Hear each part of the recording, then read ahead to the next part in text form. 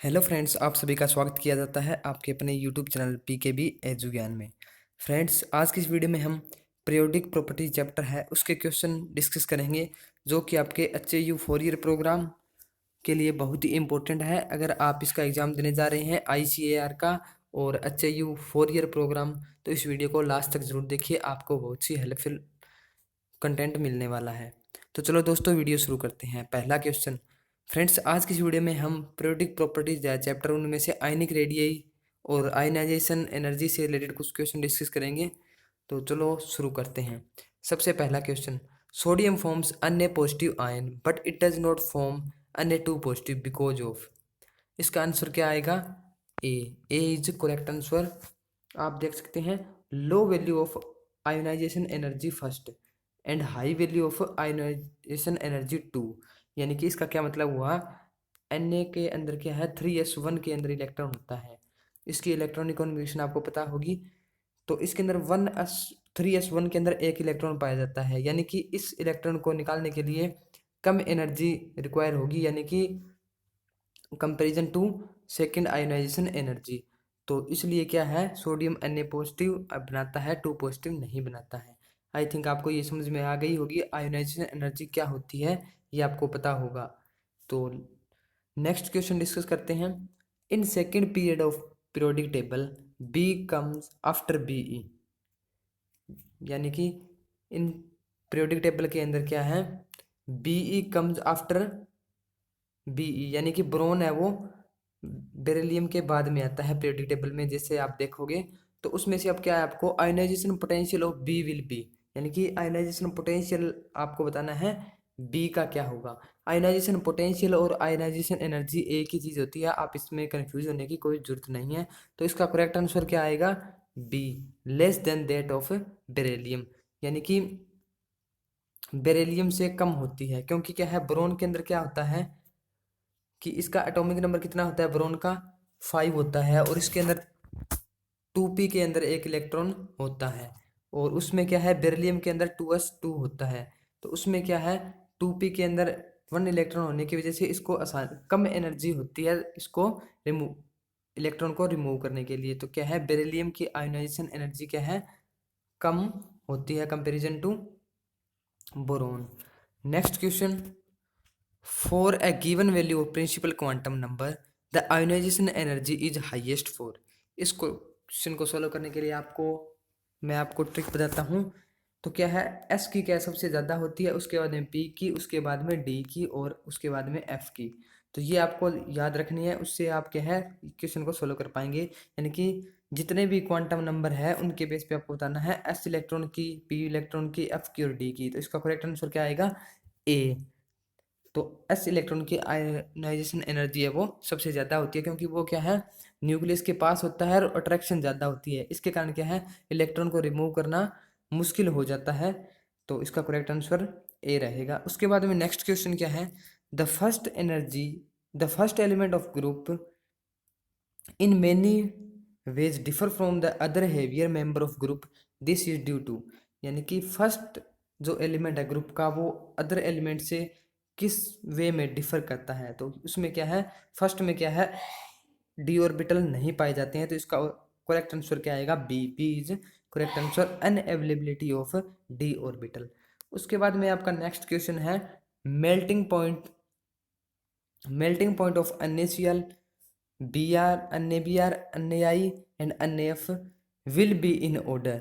तो आपको ये बताना है कि इनका मेल्टिंग पॉइंट का ऑर्डर क्या रहने वाला है। तो इसका करेक्ट आंसर क्या आएगा? C. C is correct answer. NaI, NaBr, NaCl, यानी कि NaF का सबसे ज़्यादा होता है, उसके बाद में Cl का, फिर Br का, फिर आयोडीन का। तो इस तरह से आप इसको ऑर्डर को भी देख सकते हैं। फ्लोरीन का सबसे ज़्यादा होता है। तो जैसे ही आप डाउन द ग्रुप आते हैं तो आपका मेल्टिंग पॉइंट है वो क्या होता है, डिक्रीज होता जाता है।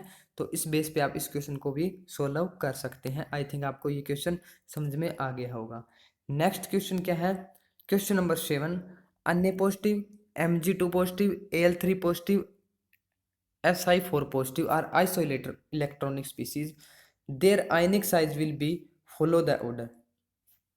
इनमें से आपको बताना है करेक्ट ऑर्डर क्या रहेगा। तो इसका करेक्ट आंसर आएगा ए। इसको हम डिस्कस करते हैं किस तरह से आपका ये ऑर्डर रहेगा। तो जैसा कि आपको पता होगा ए क्या है, Na। उसके बाद में Mg2 पॉजिटिव, Al और Si, यानी कि ये आपकी क्या है, left to right series move करती है। लेफ्ट टू राइट क्या है, आपकी आयनाइजेशन एनर्जी है वो क्या है, डिक्रीज करती है। और जितना हाई चार्ज होगा, जितना साइज होगा, उतना ज़्यादा कम चार्ज होगा। तो इसको करेक्ट आंसर यही है कि आप जैसे ही लेफ्ट टू राइट मूव करेंगे तो आपकी आयनाइजेशन एनर्जी है वो डिक्रीज करती जाती है। ये आपको पता होगा, आयनाइजेशन एनर्जी डिक्रीज करती जाती है। तो जैसे ही हम इधर मूव करेंगे Na, Mg, Al और Si, तो ये करेक्ट आपका ऑर्डर रहेगा। और साइज की क्या है, इन्वर्सली प्रोपोर्शनल होती है आयनाइजेशन एनर्जी। जितना बड़ा साइज होगा उतनी कम आयनाइजेशन एनर्जी होगी। उसके बाद में जेड इफेक्टिव के डायरेक्टली प्रोपोर्शनल होती है, यानी कि जितनी ज़्यादा अट्रैक्शन होगी। ये आप फैक्टर को याद करने के लिए मैं आपको बताता हूँ, एक मिनट। क्या है, size inversely proportional to ionization energy, यानी कि बड़ा साइज है मान लो, और आयनाइजेशन एनर्जी क्या है, ये मान लो न्यूक्लियस है, इसका साइज क्या है, बड़ा, और आउटरमोस्ट इलेक्ट्रॉन ये है। इसको आपको अपने को रिमूव करना है। तो जितना बड़ा साइज होगा उतनी एनर्जी कम जरूरत होगी अपने को इलेक्ट्रॉन को रिमूव करने के लिए। ये तो इन्वर्सली प्रोपोर्शनल हो गया साइज के। उसके बाद में बात करते हैं effective nuclear charge. Effective nuclear charge का क्या फैक्टर रहता है। इफेक्टिव न्यूक्लियर चार्ज क्या है, न्यूक्लियस और आउटर मोस्ट शेल के जो भी इलेक्ट्रॉन है उनकी अट्रैक्शन को बोला जाता है न्यूक्लियर चार्ज और इफेक्टिव न्यूक्लियर चार्ज। तो अब क्या है, जितना ज़्यादा अट्रैक्शन होगी उतने ज़्यादा चार्ज होगा मान लो, तो क्या है, इलेक्ट्रॉन को रिमूव करना आसान नहीं होगा। तो इसके क्या है, डायरेक्टली प्रोपोर्शनल होता है। जितना ज़्यादा इफेक्टिव न्यूक्लियर चार्ज होगा उतनी ज़्यादा हमें आयोनाइजेशन एनर्जी चाहिएगी जो कोई भी इलेक्ट्रॉन को रिमूव करने के लिए। उसके बाद में एक और फैक्टर है इलेक्ट्रॉनिक कॉन्फ़िगरेशन, यानी कि कोई स्पीसीज होती है हाफ फील्ड फुली फील्ड होती है, उनको रिमूव करना डिफ़िकल्ट होता है, तो उनके लिए आयोनाइजेशन एनर्जी है वो ज़्यादा आवश्यकता होती है। और स्क्रीनिंग इफेक्ट और नंबर ऑफ सेल, ये मैंने आपको बता दिया। एस की सबसे ज़्यादा आयोनाइजेशन एनर्जी होती है, उसके बाद में पी की, उसके बाद में डी की, और उसके बाद में एफ की आपकी आयोनाइजेशन एनर्जी होती है। उसके बाद में question number 9, for first IE and second I2 ionization potential which is correct. इनमें से आपको बताना है करेक्ट कौन सा है। तो क्या है, आयोनाइजेशन एनर्जी सेकेंड है वो आपकी ज़्यादा होती है आयोनाइजेशन एनर्जी फर्स्ट से। तो इसका करेक्ट आंसर क्या आएगा, बी। नेक्स्ट क्वेश्चन डिस्कस करते हैं। क्वेश्चन नंबर 10, आपको खुद को सॉल्व करके कमेंट के अंदर आंसर बताना है इसका आंसर क्या है। क्वेश्चन नंबर 10 ये नेक्स्ट वीडियो के अंदर हम डिस्कस करेंगे। तब तक के लिए आप इस क्वेश्चन को सॉल्व कीजिए और कमेंट करके बताइए इसका आंसर क्या है विद रीजन, ताकि हमें पता लगे आप वीडियो को देख रहे हैं और आपको क्वेश्चन है वो समझ में आ रहे हैं। तो ये बेसिक से चैप्टर है पीरियोडिक प्रॉपर्टीज, जो कि आपके एग्जाम में बहुत से क्वेश्चन आते हैं इससे रिलेटेड। तो नेक्स्ट क्वेश्चन क्या है, flowing graph shows variation of ionization potential with atomic number, यानी कि आपको यहाँ पे एटॉमिक नंबर दिए गए हैं और यहाँ पे आपको आयनाइजेशन पोटेंशियल दिया हुआ है। इनमें से आपको क्या है, with atomic number in second period Li to Ne, the value of ionization potential of Na will be। अब आपको क्या है, Na की आयनाइजेशन पोटेंशियल बतानी है। तो Na की क्या है, बिलो क्या होगी, लिथियम के।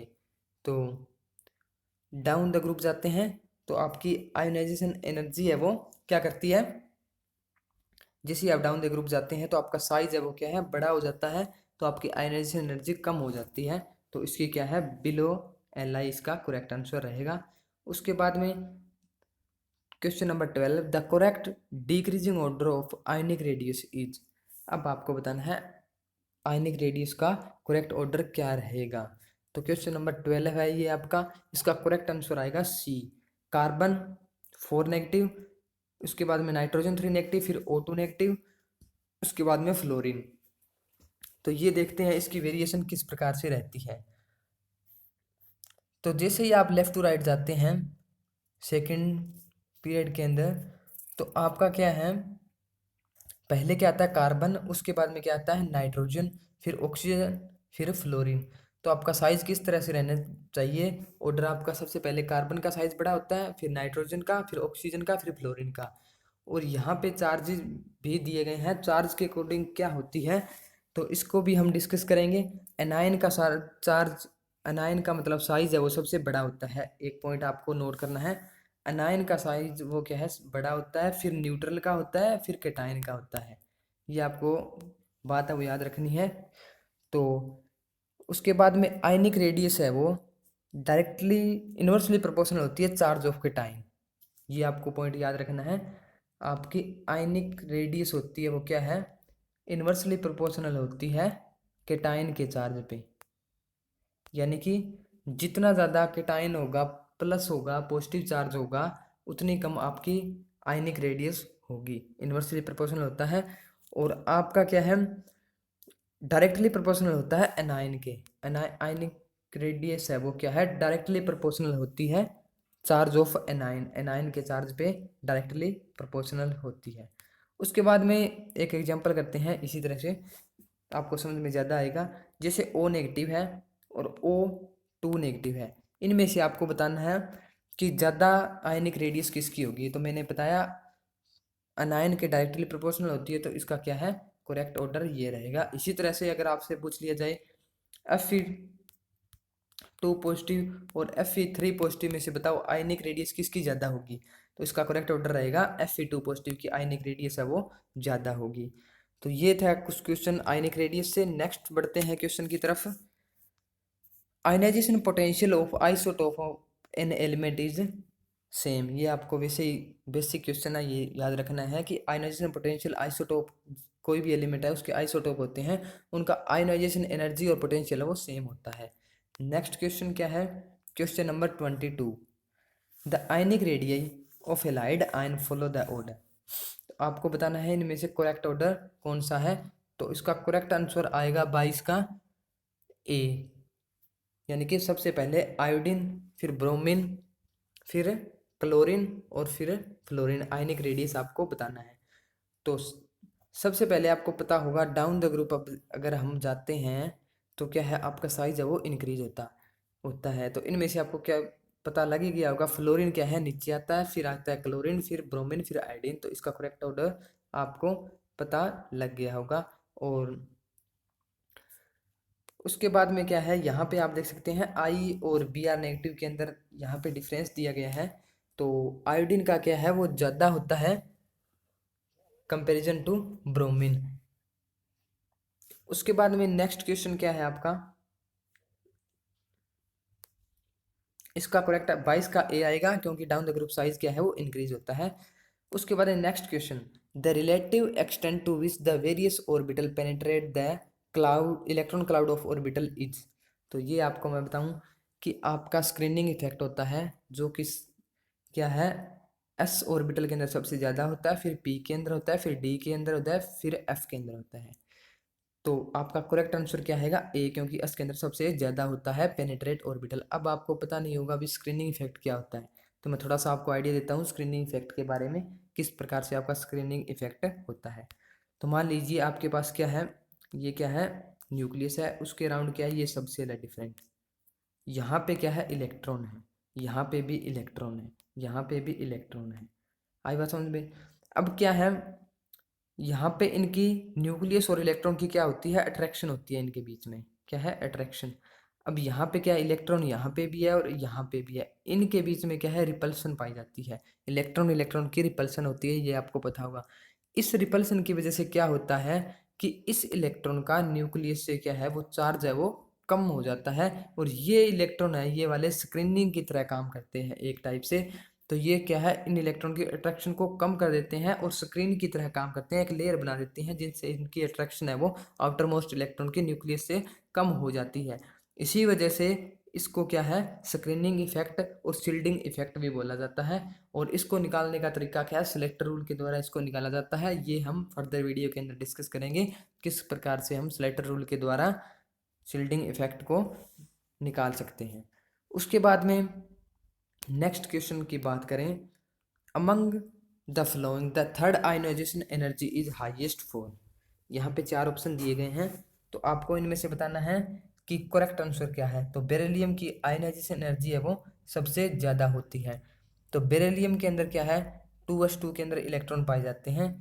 और बाकी की बात करें, मैग्नीशियम के अंदर 3s2, और बोरॉन के अंदर और एल्युमिनियम के अंदर। तो इसका करेक्ट आंसर क्या आएगा, बेरिलियम इज करेक्ट आंसर। इसकी भी बात करेंगे बेरिलियम के अंदर क्यों होता है बोरॉन और अदर से। तो अब बात करते हैं बेरिलियम की। तो बेरिलियम की जैसे ही आप इलेक्ट्रॉनिक कॉन्फ़िगरेशन लिखेंगे तो यहाँ पे क्या है, 1s2 2s2। बोरॉन के अंदर क्या होता है, 1s2 2s2 2p1। अब देखो, मैंने आपको एक फैक्टर बताया था इलेक्ट्रॉनिक कॉन्फ़िगरेशन वाला आयोनाइजेशन एंथैल्पी के केस में, हाफ फील्ड और फुली फील्ड। आप बेरिलियम के केस में देख सकते हैं, यहाँ पे फुली फील्ड है, एस के अंदर 2 इलेक्ट्रॉन पाए जाते हैं, ये दोनों क्या है, फुली फील्ड है। और यहाँ पे पी है। तो आप बताओ इनमें से इलेक्ट्रॉन इजिली किस में से निकाल सकते हैं अपन। तो क्या है, ब्रोन के अंदर से पी के अंदर एक ऑर्बिटल है, इसको हम थोड़ी एनर्जी देके ये लास्ट इलेक्ट्रॉन को निकाल सकते हैं कंपेयर टू बेरिलियम। उसके अंदर क्या है, फुली फील्ड आपका आ गया, तो इसकी वजह से क्या है, हम इसको ज़्यादा एनर्जी देनी पड़ेगी। तो इनमें से आयनाइजेशन एनर्जी है वो ज़्यादा किसकी हो जाएगी, बेरिलियम की।